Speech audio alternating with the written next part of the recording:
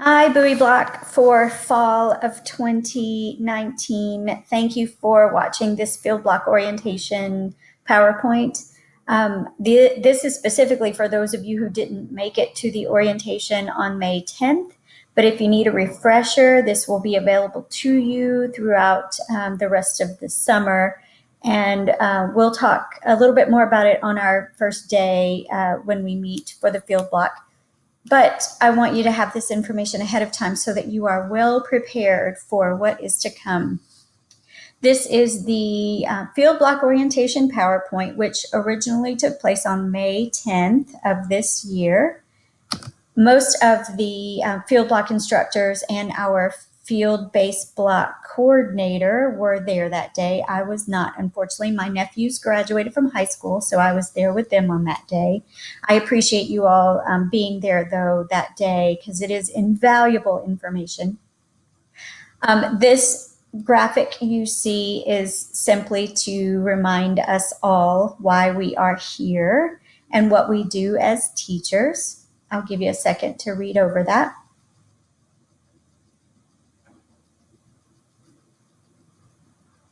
Okay, and here we go. The PowerPoint lists specifically for those who were there that day.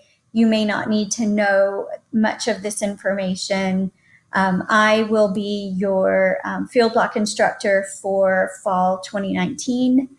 As of right now, I will be teaching the 2 reading courses in the block, and there may be someone else teaching the classroom management portion, but that is kind of up in the air, and it is possible that I will be teaching all 3 classes, which could be ideal in this case, but we'll see what happens. At least you'll have me for the bulk of the block, which are the 2 reading courses. The other individuals you may want to know about, specifically at the bottom of the page, you'll see Office of Educator Preparation Director, Dr. Jody Flint. She's the person who is in charge of getting you through student teaching. And it is this semester coming up, this field block semester, where you have to apply for and get yourself situated for student teaching. So get to know Dr. Flint's name at least. You'll be seeing a few emails from her over the weeks that we're together in our field block. And in the event you need them, the curriculum and instruction department chairs, Dr. Jody Holshoe is the department chair, Dr. Minda Lopez is the assistant chair, and Dr. Garza is also an assistant chair in our department. You see me up at the top left-hand corner. I'm not even sure where that picture came from, so excuse the goofy face. Everybody else you may see around campus, you may have had a couple of these instructors at one point in time. If you are specific to the San Marcos campus, you have definitely seen some of them at some other time.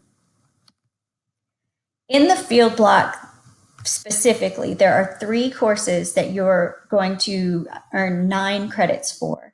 That's Reading 3321, which is how to teach literacy for early childhood through 6th grade. There's also Reading 3315, which is how you assess a student's ability to read and write from early education to grade 6. And then the classroom management course. Classroom management isn't necessarily EC through 6. It can qualify across the board, yet we focus our energies in this case on the EC through 6 group because you'll be in a classroom of either kinder through 5th grade, in our case at Bowie. Why do we do the field block? I like to think that we're letting you dip your toe in the water a little bit at a time before you dive right into student teaching. Your ESL block would have ECE and ESL block actually would have given you a little bit of time in with students and in classrooms. The field block gets us in a classroom for a full day. You're integrated in the classroom. It's a holistic experience where you're seeing what happens in the very early part of the morning all the way to the end of the day. And You are writing lessons and presenting those lessons. You're assessing students and building instruction based on the results and data of those assessments. So we are hoping that by doing this, we're building you as a self-directed learner, as someone who reflects on your teaching and what happened and how it can improve next time, and hoping to give you a sense of how to build a community of learners. The field block being 9 hours of coursework, that's already intense. When we're in the classroom together, we're nonstop, go, go, go. I'm doing a lot of talking, you're doing a lot of partner share. A lot of work is being done outside of class though. So I want you to think about the time that you will need to be prepared for our classes. And that's not what I'm not talking about being prepared for Bowie at this point. I'm just talking about being prepared for what we're going to do in our classes on the days we meet on campus.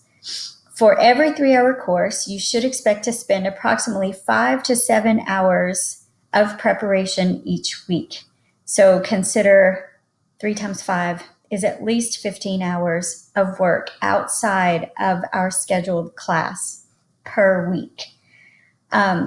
This could create an issue if you are working, if you have a family, if you're working and have a family, if there are any other classes that you're taking. And I do know that during the field block semester, many of you, in fact, 99% of you take that reading and writing integrated class. So that's an additional 12th hour plus that additional 5 to 7 hours per week for that class. So the field block is built to get you to start thinking like a teacher. That's, in this case, being organized and managing your time effectively. If you don't manage your time effectively, it can affect your final grade in the class. That's because we use a professionalism rubric to grade your professionalism over time, and not having your work completed before class, not being on time to class, those sorts of things do end up adding up and can create a negative in this situation. We want to make sure that you're fully aware of what you're getting into for this semester. There are a couple of different field block situations and schedules, and in the past, what we've done at Bowie is meet on campus at Texas State for a day of in-class seminar learning, and then a full day at Bowie from 7:15 to 7:30ish, all the way to 3 o'clock. This year, it's not confirmed yet, but this year it is possible that Bowie will have a classroom for us on their campus. This would be the first time since I've been doing this in about 6.5 years that would be possible. So it's possible, and I will let you know as soon as I know for sure, but it's possible that we will be meeting at Bowie, and we might change up our schedule a little bit, where you might get half a day in the morning and we'll do instruction in the afternoon. And then the second day that we meet, you'll get instruction from me in the morning, and then you'll be in the classroom in the afternoon.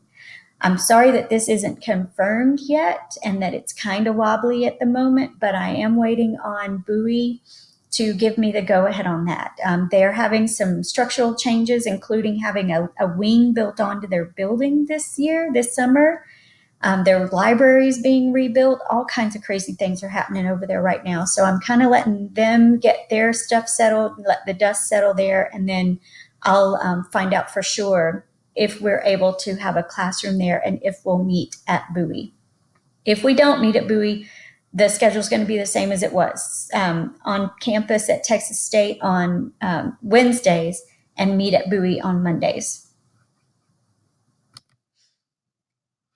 Because there is so much involved in the field block, because we only, I'm basing my scenarios on what I've done in the past. So because we only meet to learn on one day, and then we have one day at the elementary school, if you miss a day of learning, you're missing something that could be applied to your Bowie day. And it's a lot of information. So attendance is absolutely vital and strict. If there is a true emergency, we totally understand, and I can absolutely accept that. And if you are very ill, that means running a fever or any other thing that might happen that would not allow you to sit comfortably in class. I also can accept that, but with a medical excuse. If you're that sick, you need to see a doctor. And if you do miss class and see a doctor, I will accept your absence with an absence excuse from the doctor. We absolutely expect you to fully communicate with us at all times, questions, whatever, but especially if you know you're going to be late or absent. So we expect you to communicate with us, the instructor, and your mentor teacher at Bowie if you're going to miss a day at Bowie.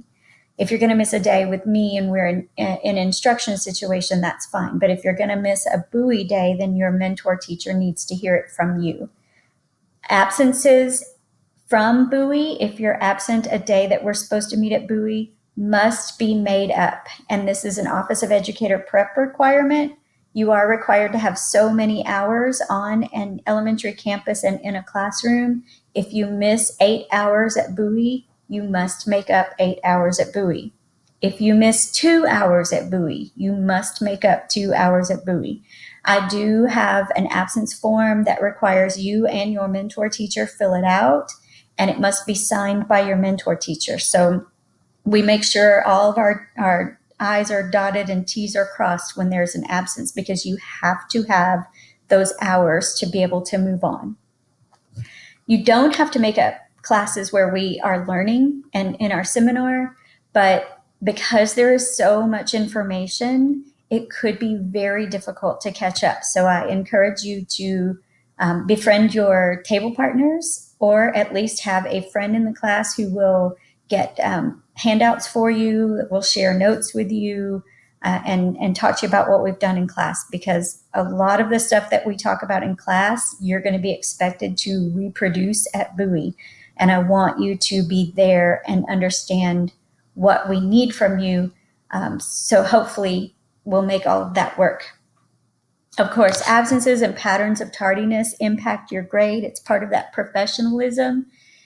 If you think about, Texas teachers are on a 1-year contract. Things like absences affect whether or not you would be asked to return to your teaching position the following year.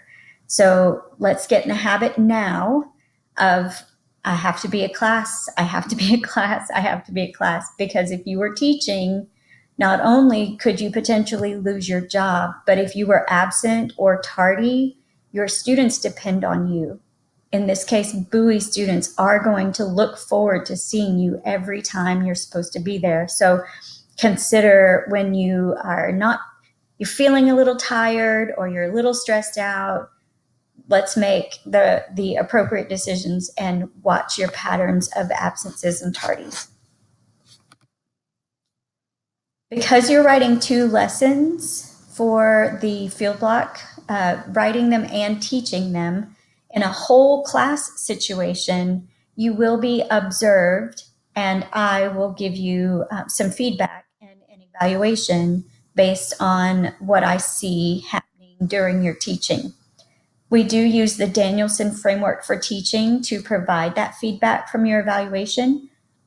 And that's to get you prepared for the kinds of evaluations that you'll receive during your student teaching semester.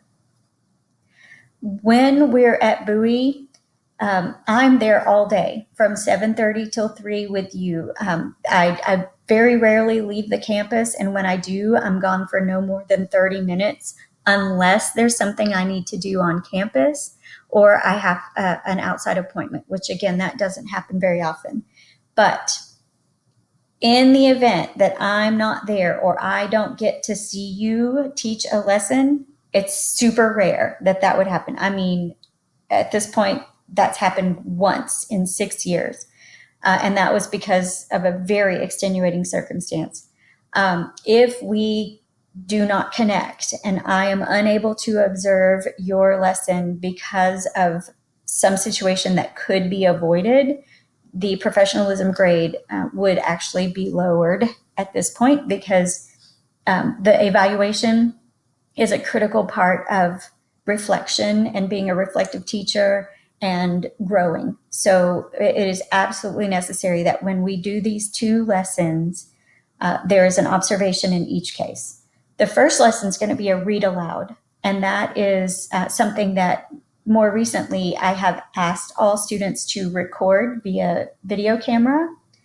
And the second lesson that you do is a direct instruction lesson, which is going to change to a guided reading lesson.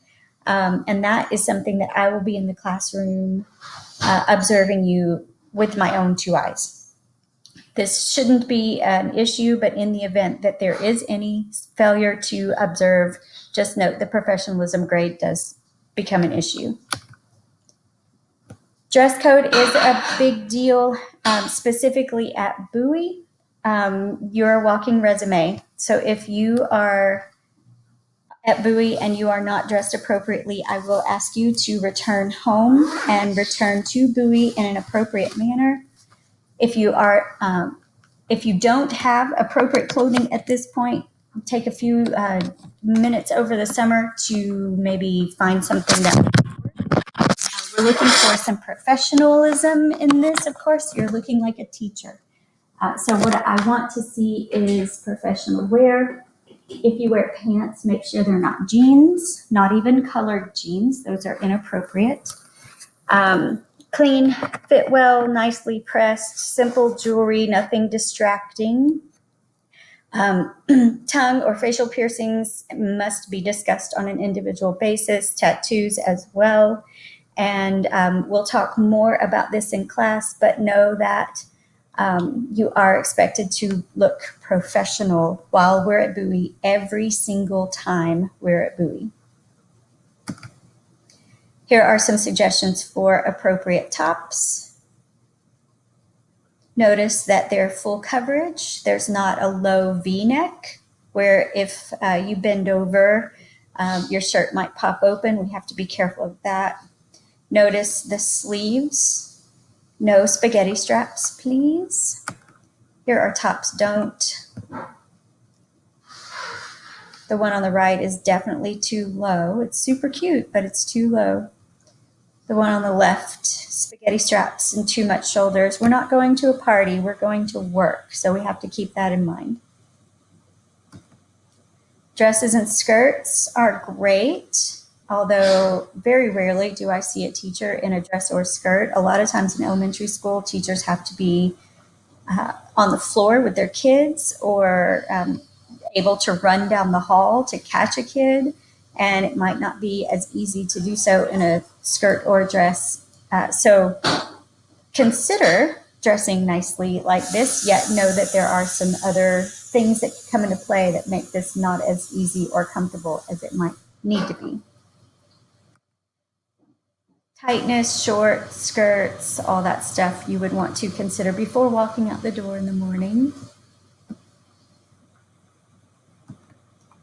Pants are great because it's the fall semester. It might get a little cooler, so you're probably going to want to wear some pants.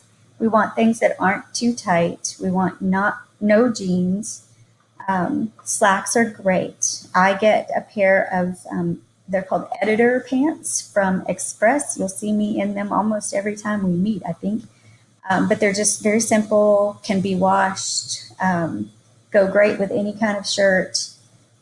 Real simple and easy to wear pants. No jogging pants, no yoga pants, no sagging pants. I don't think there are any guys in our class this semester, so this ought to be okay. Leggings are great also, especially under a long tunic or a skirt or dress. If you're going to wear leggings, though, make sure that you're fully covered on the behind. Sometimes leggings can be yoga pants and such and aren't fully covered. That's inappropriate wear for being around children, so just make sure that leggings are completely covered.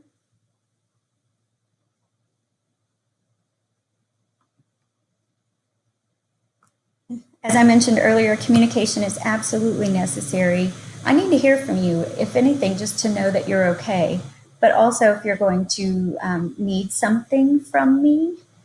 So, if in the event you need to communicate with me, there are a couple things I want you to think about before doing it. This semester, generally, someone cries by October. In fact, October is Shocktober. And a lot of that is because you have at least 3 courses to complete for me, and then potentially one other in that reading and writing class. And then some of you I know take other classes, have jobs, have families, and so on. This is a time when things get extremely overwhelming and can be terribly stressful. So, if you want to reach out in communication and express some anxiety or upset feelings or anything that you might have, I want you to stop and think first. Um, think about whether or not you're hungry, whether you're truly angry, if you're just lonely or tired, because all of those things could be happening and you're reaching out for help. I want it to be appropriate, please. Think about being professional in your communication as well. So think before you reach out. Make sure it's thoughtful. Make sure there's some help, that it's intelligent, necessary, and kind. Professional communication is absolutely necessary. You have to start thinking about how you might communicate with parents. This whole acronym would help when you are communicating with parents as well. There's that word professionalism again. Professional behavior is expected at all times, and professional dress is required on field experience days. This includes your punctuality, your attitude, your confidentiality about students, your relationships with the university and campus colleagues, your willingness to grow and develop professionally, your receptivity and responsiveness to feedback, your integrity and ethical conduct, your sound judgment and decision making, and your equitable service to all students. Of course, this looks like the perfect professional. And what we're doing in this semester is trying to build you into this perfect professional. If you're not there yet and we need to have some conversations, that's fine. I do expect, though, that you will have read this slide and start thinking now, since we don't meet for a couple of months, start thinking now about what this looks like as a student who is so close to student teaching and so close to graduation and attempting to find your first job in this career.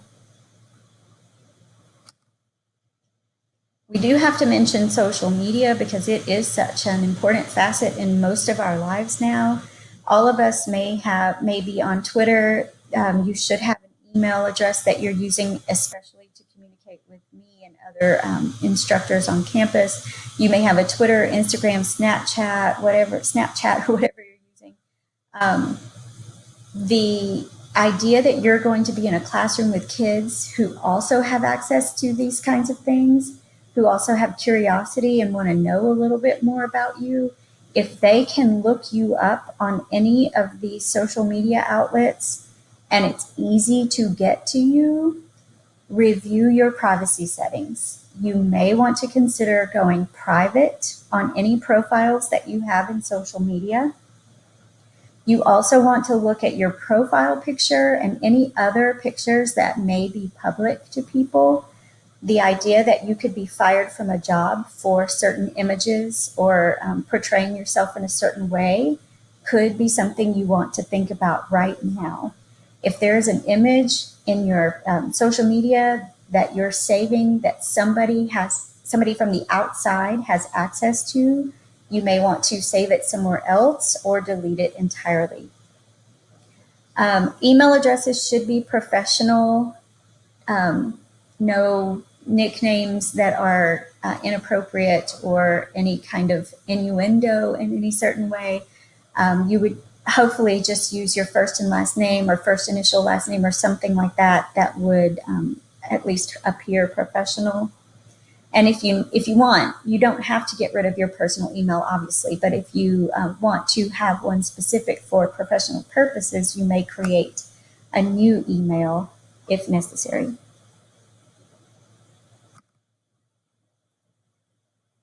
This semester, as I mentioned, is very, very, very time consuming.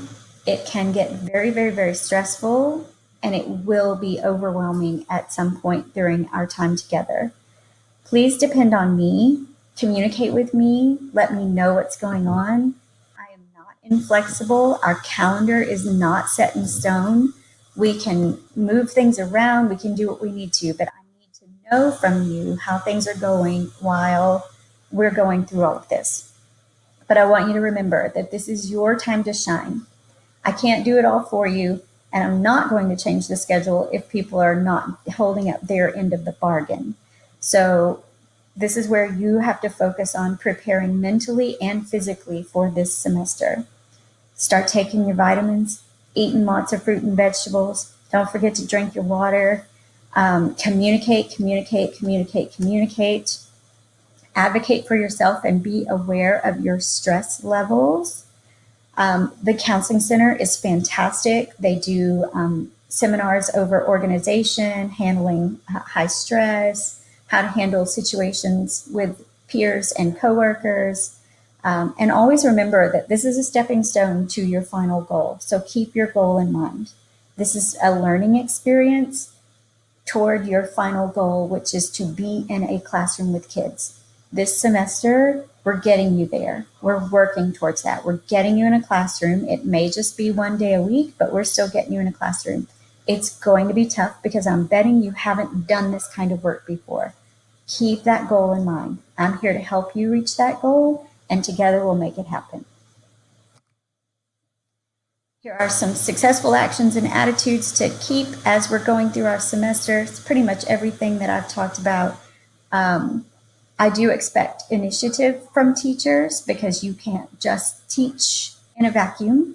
So if you have ideas, if you want to get started doing your work early, you want to help a partner at your table or someone in the class you know who's lagging behind or struggling a little bit, take that initiative and help them out. Be observant and watch what's going on, especially in your mentor's classroom. Helpful people are teachers. Teachers are helpful. I expect everyone's going to be helpful. Communicate with me and each other. Stay organized. Stay on top of it. Make sure you've got a calendar with all of our things that are coming up and whatever's due coming up in your calendar. Take risk. That's part of that initiative thing too. Ask for help if you need it, and be an active learner. As always, a teacher should be positive all the time. Be honest, be kind, caring, respectful, open, and reflective. Again, you'll hear from the Office of Educator Prep this semester. If you need them to get started with student teaching, here is the link for you to access the Office of Educator Prep. I haven't looked at it recently, but someone recently told me that the site has been updated to include every single piece of information you should need for applying for and registering for student teaching without having to contact anyone and talk to them in person. So get familiar with it, check it out, look for dates and things that might be coming up so that you're aware of and can go ahead and set your calendar for things that you should be looking for. Maybe even make the OEP website your home page. Thank you for your attention to our presentation for field block orientation. I'm sorry again that I missed it on May 10th, but I cannot tell you how excited I am to start fall 2019 with you, and I look forward to meeting every one of you. Thanks a lot.